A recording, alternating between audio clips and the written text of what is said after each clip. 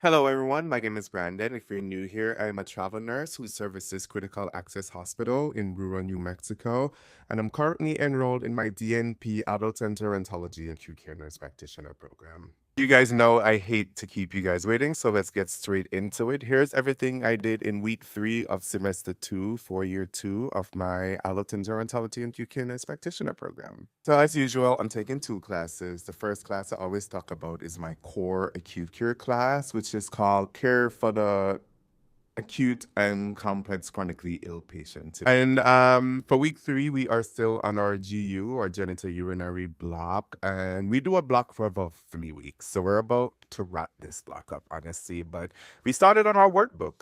So for every system, we get workbook. It could be they range from 10 to 15 pages. It include vindicates, medication, advanced anatomy and assessment skills, diagnoses, diagnostics, imaging. So that's what our workbook entails. We also participate in grand rounds.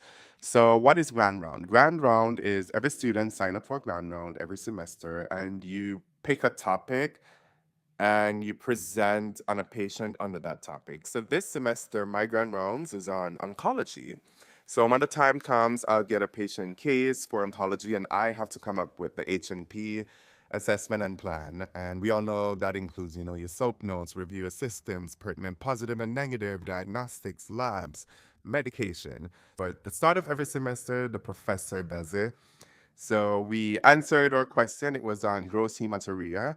So that was a cool one. And yeah, it was cool to participate in grand rounds. We also had class that week, just lecture going over genitourinary, cystoscopy, just solidifying all our reading that we did weeks prior before. And we come with any questions we have in class. We probably go over the workbook in class sometime, but class is like additional knowledge. We'll probably discuss a case study and we'll invite guest lecturers and actual real people in urology will teach the class. So that was class that week. I also participated in my simulation that week. This semester, I have 3 simulation. The first one is on GI bleed. So that went really well. And again, if you're not following me on Instagram, please go ahead and check out my Instagram. I post like 6 videos a day over there, just really sharing the day in the life of what it's like being a travel nurse and in nurse practitioner school. We also had a quiz under genitourinary. I got an 80% on that quiz. I think I missed 2 questions, which means I probably didn't finish up my readings fully because it was more guideline questions too, but I scored at 80% on my quiz. And then the last thing we have to do for this class is create illness scripts. As providers, they're getting us in the frame of mind to have illness scripts, like ready to go for specific diagnoses. So these are the illness scripts I had to create for that week for that class. And pretty much that's everything I did for that class that week. For my systems thinking class, this is the class, I call it my DNP project class because it's literally a class only focused on the DNP project. So this week we had to draft our project proposal, and we had to pretty much what was the purpose of our project was the draft. We also had to do a peer review and create our Typhon account. I think I talk about Typhon on Instagram as well, but I'll talk about it on here on too. Typhon is where you log your clinical hours and your project hours. I'll make a separate video on Typhon because it's a lot. But we had to create our Typhon account this week for my DMP project class, and we had to do our first draft of our project proposal. This semester, we are reviewing one of our peers' project, if that makes sense.